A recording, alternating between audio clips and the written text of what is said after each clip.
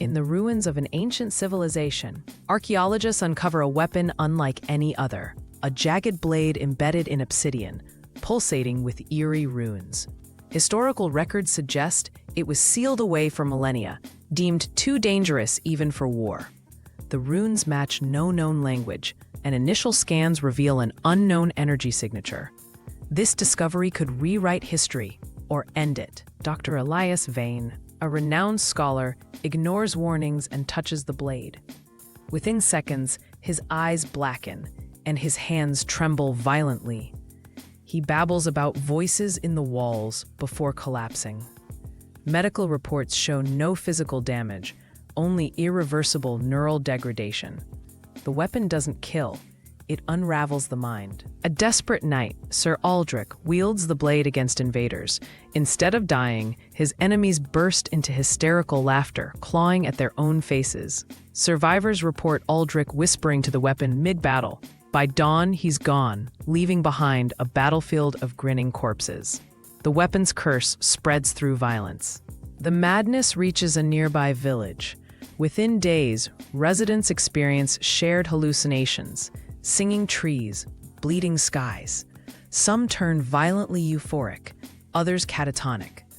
The local healer's journal describes it as a laughter that hollows souls. No quarantine stops it. The weapon's influence grows exponentially. King Theodric sequesters the blade in his throne room, seeking to harness its power. Instead, he becomes obsessed with the whispers. His final decree, scrawled on the walls in blood, reads, "They are everywhere."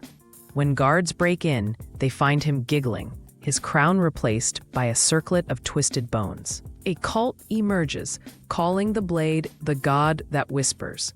They build a temple around it, offering sacrifices, volunteers who touch the blade and join their chorus of mad hymns. Distorted shadows flicker during rituals, as if the walls themselves are alive. The cult claims the weapon feeds on understanding.